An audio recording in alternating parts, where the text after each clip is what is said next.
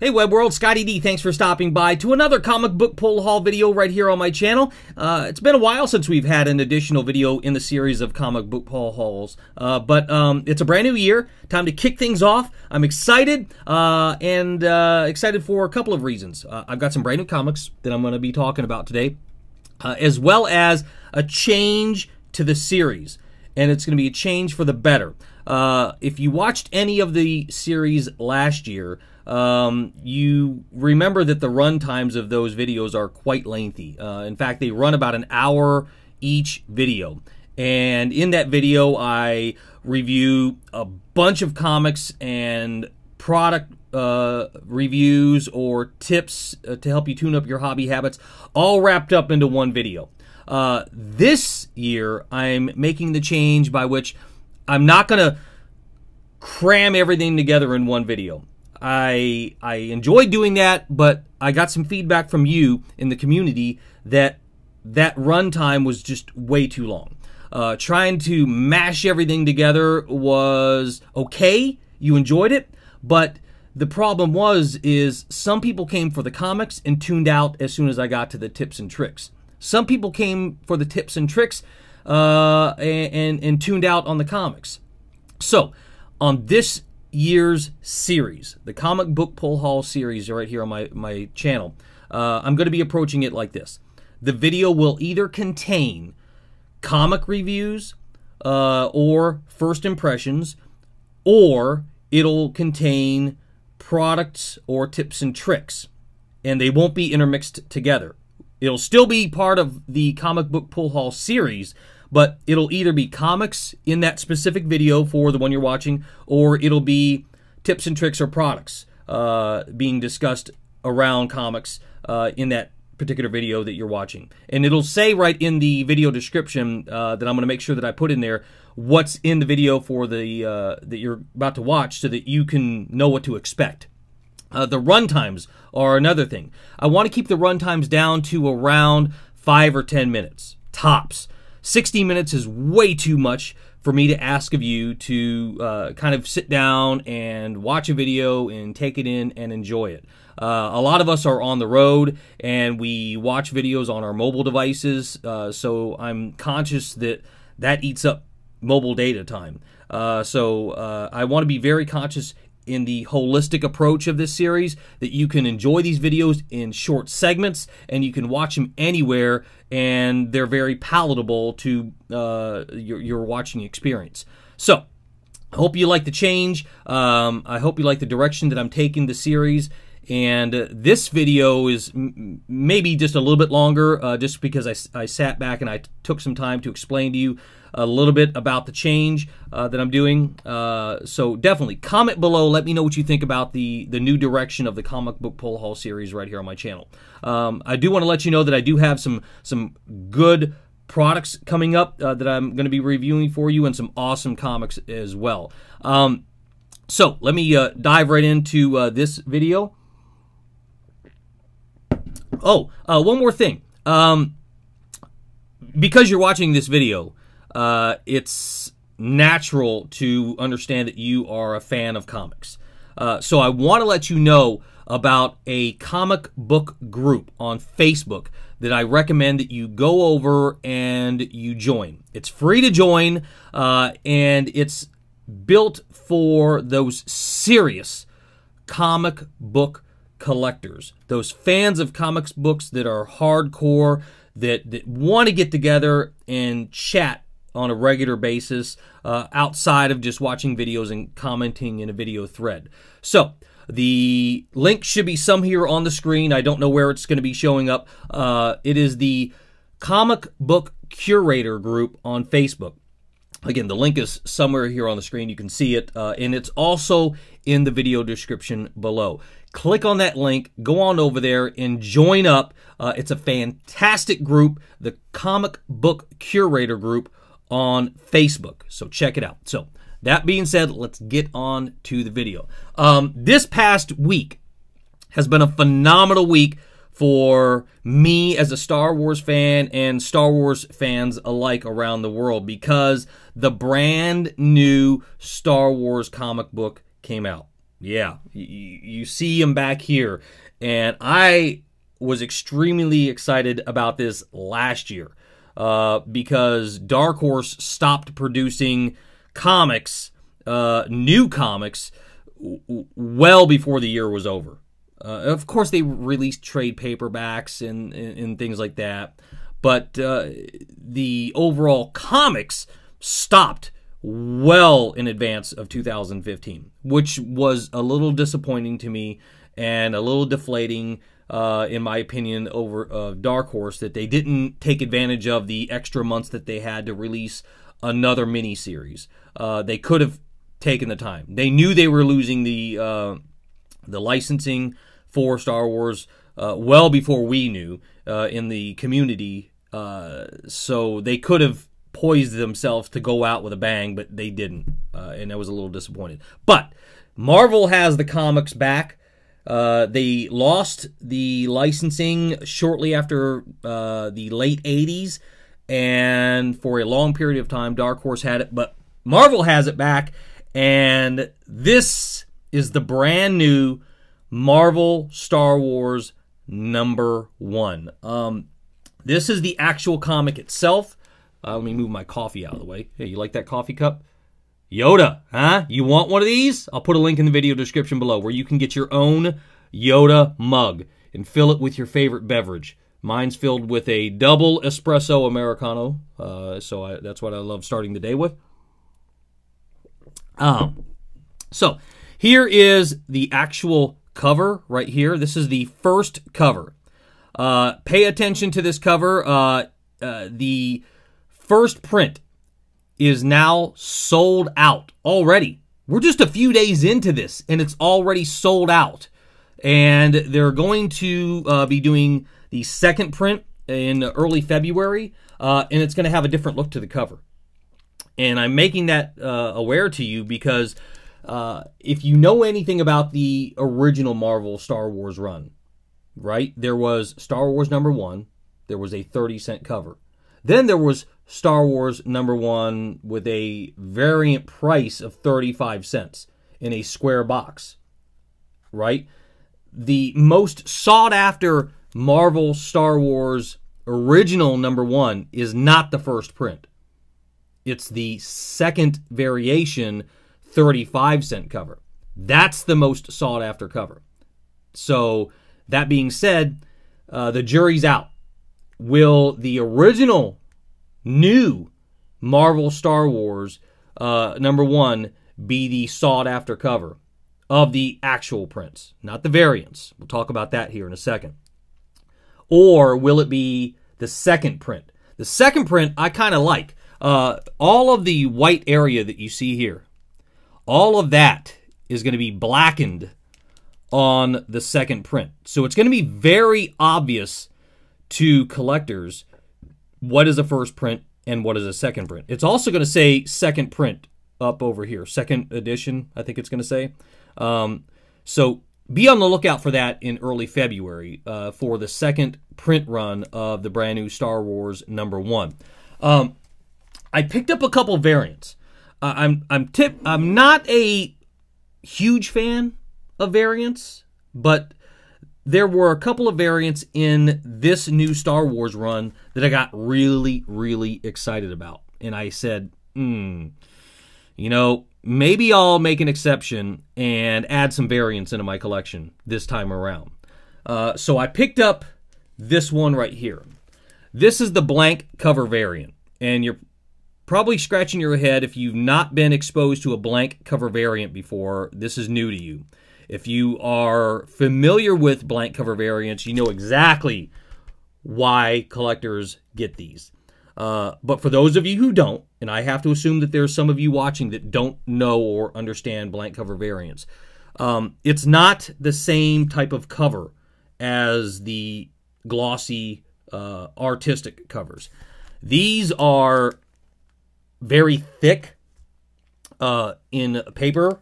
The paper weight, I think that's what they call it. The paper weight of the cover is thicker, so that you can take this, and you can notice it's blank on front and back. This one's got a backing board, so you won't be able to see the back of this one. But this one actually has artwork on the back. There's a Vader and a Luke Skywalker on the back of this. This one right here, while it has a backing board, it is blank on both sides. It looks just like that. And it's a thick paperweight, a heavy paperweight, so that you can take these blank covers to your favorite con and have your favorite artist do a custom one-off cover for you on your comic book. Now, you talk about collectability, that's where I thought rubber meets the road. So enough of the blank cover variants. Let's get on to the other variant that I picked up, and that is this right here.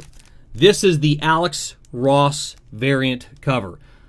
I had to have this when I seen it online, when they were releasing kind of pre-information about, you know, the comics and the variants that were going to come out. I seen this one and I immediately recognized it and what it was and why I wanted it. This is a throwback to the original Marvel Star Wars #1 cover in 1977. Take it in for a second. Let me just pan in real close. Look at that. You see my Vader light right over here, kind of reflecting off of the Mylar.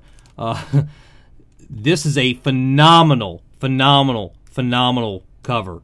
Let me pan back here. Let me do a side-by-side comparison here. Let me move it over here, and let me put on the screen the original Marvel Star Wars #1 cover from 1977. Take a look at that. Side by side, not a better cover can I think of. That is a phenomenal homage and a phenomenal throwback respect from Alex Ross to the original #1 Marvel Star Wars comic in 1977. This is by far, I dare say, my favorite cover, even over the actual cover. The actual cover is fantastic, but this cover takes the cake. Now, if you are not familiar with variants, let me just explain something to you, something real quick, because you might not be. If you know about variants, this is old hat, but if you don't know about variants, there's not a different story in these. These contain the same internal pages as the actual comic itself.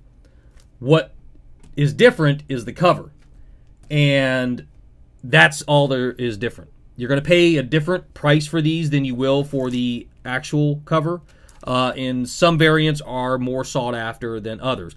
With this comic, there are over 100 variant covers that you can go out and seek to add to your collection. Over 100. That's amazing. That's almost nauseating to try to comprehend how many different covers are for a single comic. But over 100 variant covers. I have the actual cover here, and I have the 2 variants back here that I picked up. I've got one more variant that I am adding that is over at my comic shop right now, my LCS, that I will show next in the next comic video. These are by far my favorites so far. My custom art capable one, and my throwback to the original one, and plus the actual comic right here. So let's get into the first impressions, my thoughts, my reviews, so to speak, on the brand new Star Wars #1, because that's why you came here. You know, you didn't come here to see me just babble on my own comics. Gotta get hydrated. It's coffee. It's good. So anyway, like I mentioned before, this first video, because I explained kind of the differences in the series, is running a little bit longer than I want for the future videos, but I'm going to try to keep it palatable just on my video right now review on this. So here's the cover. What's my thoughts? When I got this, I didn't read it when I first brought it home. I sat back and I enjoyed it. I looked at the cover. I anticipated what the story was inside. And then I sat down after I cleared my mind and I could focus on the comic. That's what I did. I sat down when it was nice and quiet and I read the comic. And I recommend it if you haven't done that when you're reading your comics. that's the best way to read. No interruptions. Sit down and be able to read it front to back, silent. That way you can take it in. You can imagine in your brain what's happening, and there's no outside intrusions. So my first impressions is that the cover art is great. We talked about that at great length between this and the 2 variants that I have, the additional variant that I'm picking up, and the 100-plus variants that are out there. And the immediate impressions when I open up the first pages is that I found myself in a mode where I could actually see this playing out on a theater screen. And it wasn't something that they wrote. It was the feel of the comic. Right? The first couple of pages, I felt like I was sitting in a theater. There was a huge screen, and everything was dark, and then the scroll happens. And you can hear the music, right? That's the way this book starts. And I could hear the John Williams Orchestra playing. It was just a phenomenal. I've not felt that way reading a Star Wars comic for quite some time, but I immediately was engrossed into that environment mentally when I was reading this. I don't know if you felt the same, but that's the way I felt. The single-page capture of the scroll was a great touch, as I mentioned. And as you go to the cells of the first artwork, I could hear the piccolos and the flutes, as we normally hear in the Star Wars movies at the beginning. You know what I'm talking about? And then the first words of the comic. And there was no mistake whatsoever in those first words that you should interpret that as a radio transmission sound, in that nasally tone normally heard in comlinks on Star Wars. Yeah, that's what I felt immediately. I can hear the sounds. I can tell the tone of the voice being spoken, and that is powerful writing. When a writer and an artist can capture you in a mode within the first few cells of a comic, that's powerful. That's awesome writing. That's awesome artwork. Now, the Overseer at the very beginning, Overseer Agadine. I thought for a second, Agadine, and then I had to remind myself, that is a very familiar tone to a name in the Star Wars universe. So I felt relaxed after I kind of reminded myself. I was like, Agadine? Really? That's the best you're going to come up with for this person's name? And then I went, hey, it's familiar. It's familiar as a tone. It's familiar as a flow off the tongue for a character's name. So it easily rolled off the tongue. And then I was okay after that. The famous smart-ass tones of Solo are quickly heard in the first couple of pages, and I love that. I could hear Harrison Ford's voice as I read each word of that cell, and I appreciated the artwork capturing the character likeness in a very familiar way, and the writing captures the personalities of the characters very, very accurately. And I appreciate that, because if you've read any of the EU comics, some of them are just completely unbelievable to me. And I mean not believable. When you read them, you're like, really? That's a Star Wars comic? Not buying it. I've been a fan for a long time, since the very beginning. Some of the EU comics are... it's not grabbing me. But the writing in this and catching the likeness of the characters in word and in art being done very accurately, thumbs up on that. I thought the guard giving up so quickly with a cowardly, that way, was a little unbecoming of an Imperial soldier. I really thought that that would have been more of a battle, more of a fight. He would have went down with a more of a heels in the sand, so to speak. But he just gave up. He says, that way, because he didn't want to get beat up. And then something happens in the story. And I'm trying not to spoil too much for you, because if you haven't read the story, I don't want to spoil it completely for you. But I'm giving you my thoughts around some key points in the story. Now, I was a little confused that some of the artwork was good, but some of it was not so good. And I really appreciated that they didn't soften down the art in the cells with the swing of Luke Skywalker's lightsaber, showing the after effects on the attacker. Because you see that in comics where they G-rate down, if you will, they PG-13 down the violence in a comic, and I like that they did a rating. Hopefully, it comes up on the screen here. Rated T, so it's already telling the reading audience that you should be a teenager or a late teenager to really understand and appreciate this comic. And they didn't soften down the swing of the lightsaber and the after effects on the attacker. I like that. Thank you so much. Now, what I was confused about, I talked about the artwork being a little bit off. I was confused a little off when in the beginning pages of the book, they said that there was going to be no bargaining. There's going to be no bargaining going to be happening. But then there's a ship landing, and the troopers say to inform the overseer, Agadine, that the quote-unquote negotiator has arrived. And when the doors open on the ship, it's Lord Vader walking off.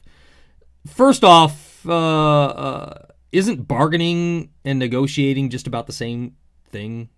And secondly, in no way, shape, or form would Darth Vader be acceptant to be called a negotiator. He doesn't negotiate. Darth Vader's a hard ass. He's a Sith, Lord, and Vader, a Jedi of the dark side. He's not negotiating with anybody.